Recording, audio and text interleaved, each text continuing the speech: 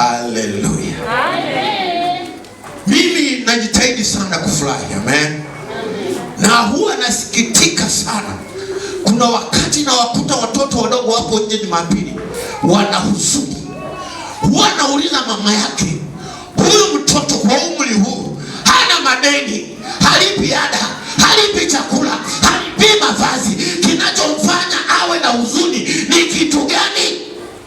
Mama yake upo, kinachomhuzunisha ni nini? Angalau wale ambao ni mayatima wanaweza wakahuzunika kwa sababu mama hayuko au baba hayuko, lakini namkuta mtoto baba yake yupo, tena anasali mahali hapa, mama yake yupo anasali mahali hapa, amekaa mlangoni.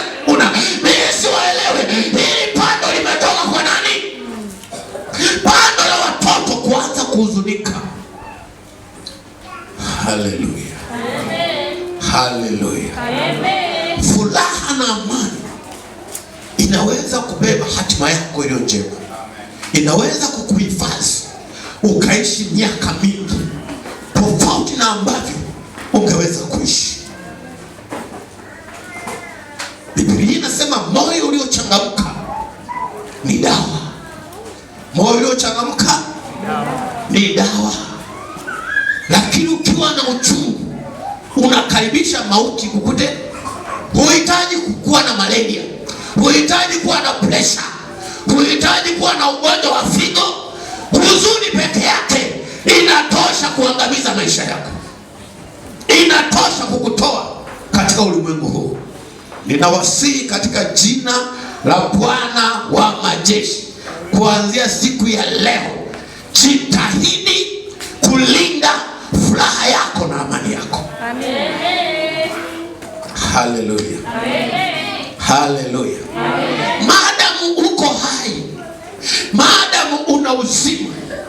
Nimeona kuna mtu hana miguu, hana mikono, yuko pale ametulia, lakini anatabasamu. Lakini anafanya nini? Anafurahia uhai, maana macho yanaona, masikio yanasikia. Vile vizima ulivyo navyo vifanye vikupe furaha. Vile unavyomiliki, hakuna mtu atakaye kuletea furaha. Una huzuni, unahuzunikia nini? Unahuzunika nini? Una uso umekunjamana mpaka unazeeka, huo uso utakuaje? Tufanya uso wako ukunjamane kama Kaini. Una shida gani? Huna watoto unaosomesha, hulipi ada, unagharamia tumbo lako tu. Kati ya vitu vingi ambavyo wanagharamia, wewe umepewa kimoja au viwili tu, na bado unaishi maisha ya huzuni. Ndio maana mnakataliwa. Mabinti anakuona na wote umekunjamana, anasema huyu hajaoa amekunjamana, akioa na kuzaa atakuaje? Mimi nawezaje kuishi na mtu mzee angali bado mimi ni kijana? Anakupeshilia mbali na matatizo yako, ukafie mbali. Mungu atusaidie sana. Mungu atusaidie sana. Mabinti zangu, ondoeni huzuni kwenye maisha yenu. Huo ni mlango wa giza, inakuwekea giza kwenye maisha yako. Kila mtu akitazama anui.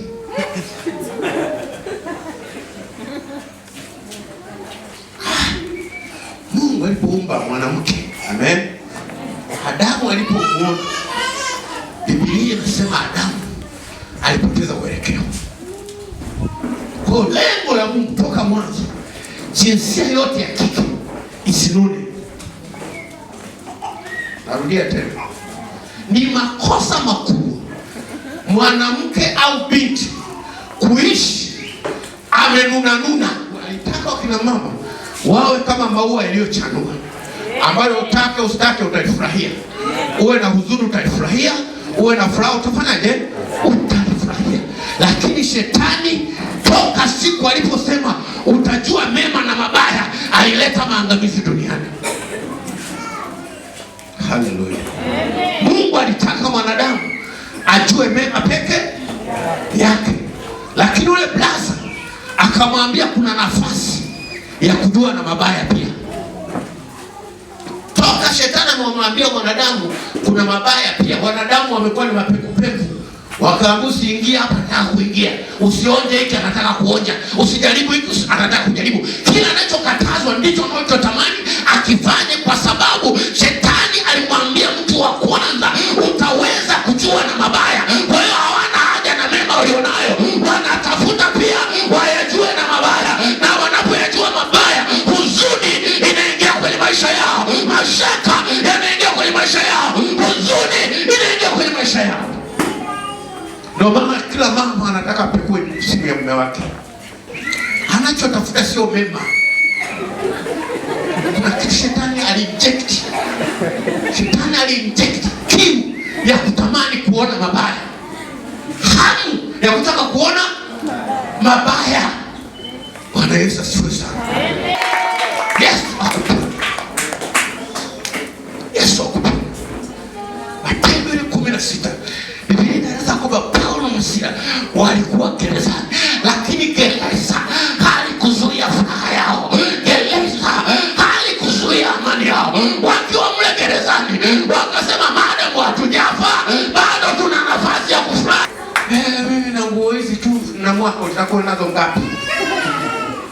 Idadi ulioandikiwa ni ngapi?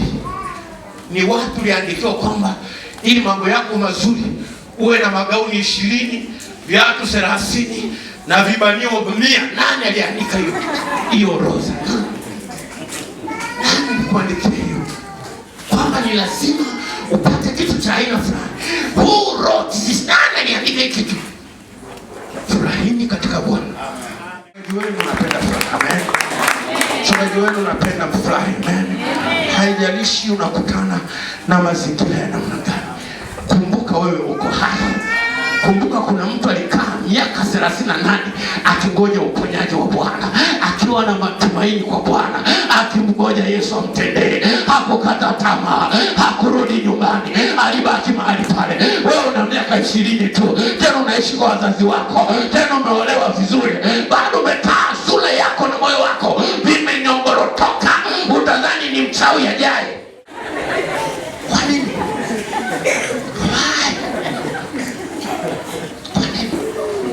Kwa nini unajipima kwa kulinganishwa na watu? Kwa nini unajilinganisha na watu? Mungu alikuambia lini kwamba wewe kipimo chako ni huyu?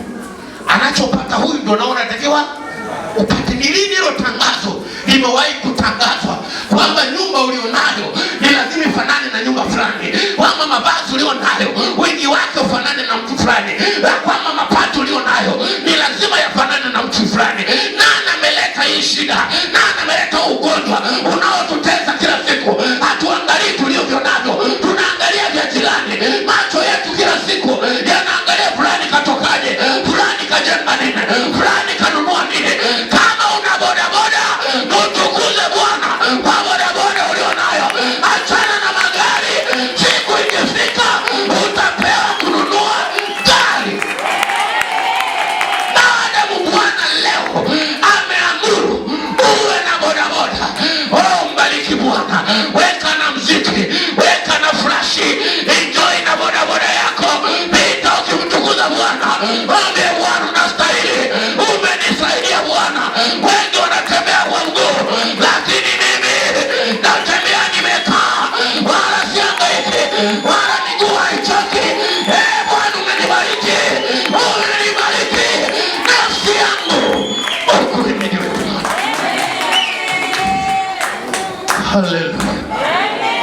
Haleluya. Bwana akukomboe na roho ya kulinganisha.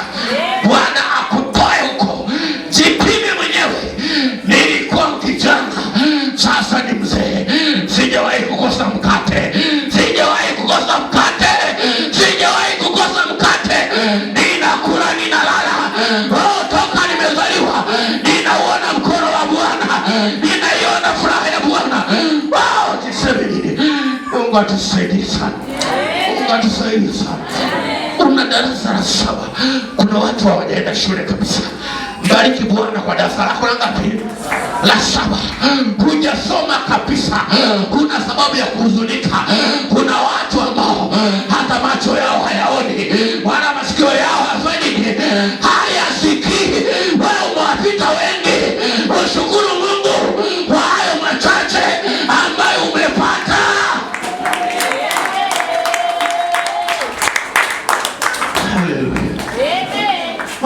unamtamani. Unaona mwenzako alibahatika. Alipokuwa anaolewa ukwepo, kwa nini kuolewa na huyo aliyekuwa amebahatika? Ulikaa wapi? Kwa nini usingeenda mkoa aliyokwepo huyo kijana ambaye leo unaona angalau maisha yake yako nafuu?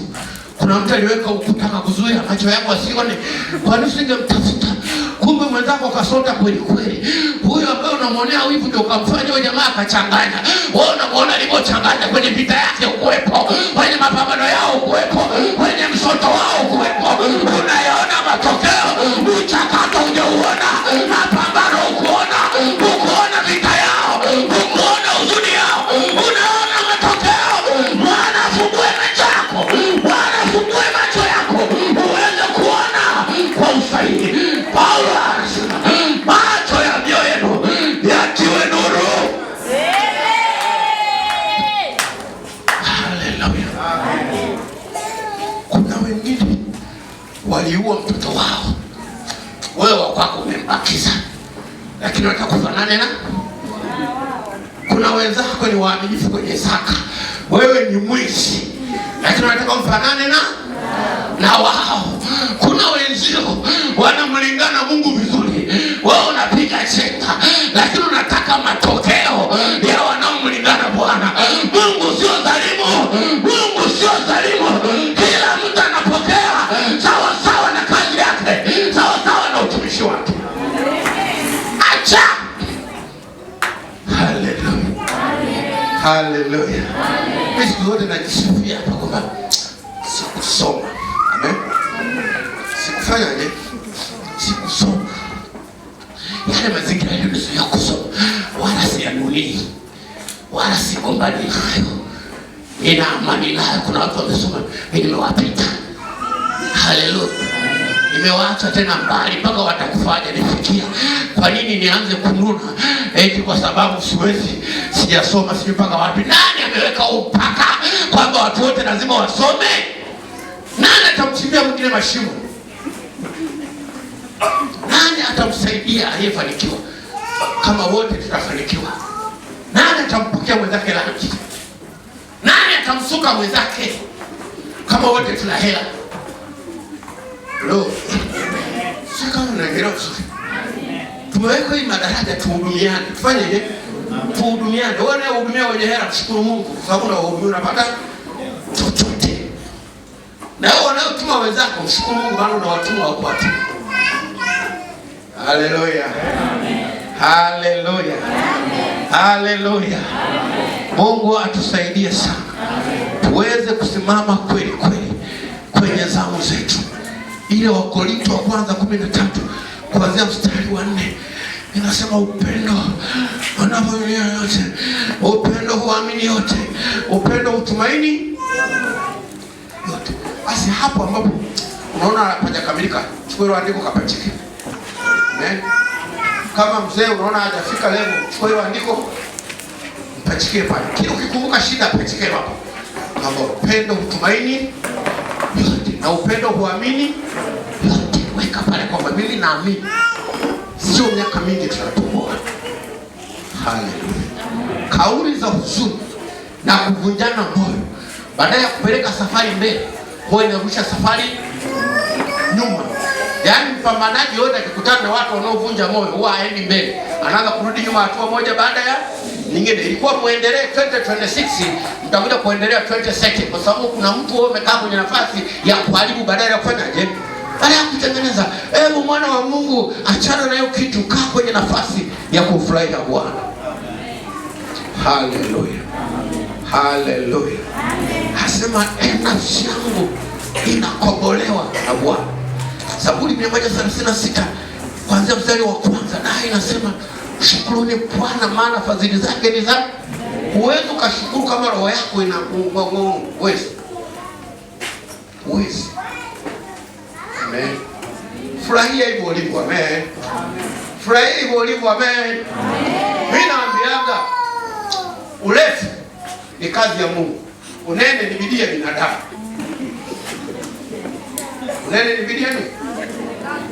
Kwa hiyo ukiwa mfupi au mrefu usihangaike leo kitu, maana hairuhusu. Maana haifanyi nini? Mungu alijua kazi utakazofanya, utakuwa ingia uguni mwa magari. Nikuweka mrefu umesumbua. Bwana kuweka level hiyo usisumbue. Hello. Halo. Halo. Mungu akubariki sana. Mungu akubariki sana. Leo hatutosha. Leo hatufanyi nini? Hatutosha. Lakini furahia hali yako. Amen. Furahia hali yako. Wewe mweusi, furahia weusi wako. Weupe ungekudisqualify kabisa kwenye maeneo ambayo wanahitajika. Bwana mwambie ule kwenye semina, mmesikiliza ile semina imerushwa kwenye nani RSC. Sikilizeni ile semina ya viongozi. Rais asifiwe sana. Sauli aliteuliwa na Mungu lakini alikuwa na sura soft ya kike. Alipotokeza hivi mbele za watu, blaza sasa bwana mweupe. Huyu atafaa kweli vitani. Watu wakamdharau. Watu wakamwambia, "Kumbe amezaliwa na sura kama mzee Kamenda, mambo yangeenda." Sasa kibuka na sasa hii kweli kamanda na jeshi. Kweli kamanda. Laini. Mweupe afu msoft. Ikamletea shida. Ikamletea shida. Ilibidi Mungu afanye kazi ya ziada kulipeleka vitani. Kwamba na usoft wake nikashinde vita. Nimeshinda vita ya kwanza bado hajalizika. Akaleta vita ya pili tena. Aliposhinda anasema jamaa soft na ile kumelika. Kwa bado ni kamanda. Lakini yale aliyoungana naye mwanzoni akasema wale waliokudharau tuwashughulikie.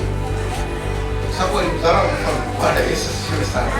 Wewe kijana, furahia uko lako, furahia jinsi ulivyo, furahia jinsi hata kama huna hela leo furahia, kwa sababu ukiwa na hela leo wewe utakufa mapema. Kwani joko mpumbavu utamwangamiza. Kwani joko mpumbavu utamwangamiza.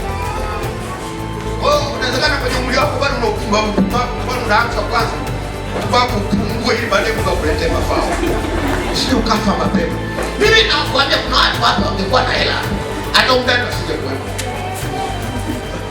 Hebu jiulize mwenyewe ungekuwa kwa nini? Ungekuwa na mabilioni kama wajamaa wale. Yule mwimbaji. Una mabilioni, una matelevision kwa umri huo. Fadhili sema ukweli. Shukuru Bwana kwa sababu una hela. Kutokuwa na pesa kumekuhifadhi. Amen. Simama mahali pale ulipo. Mimi leo sitaki kuwachosha.